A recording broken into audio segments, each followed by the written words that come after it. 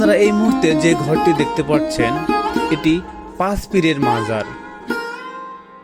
এই মাজারে 5 পীরের 5টি সমাধি রয়েছে। এলাকাবাসীর সঙ্গে কথা বলে জানা যায় এই মাজারকে কেন্দ্র করেই প্রতি বছর বৈশাখ মাসের শনিবারগুলোতে মেলা বসে।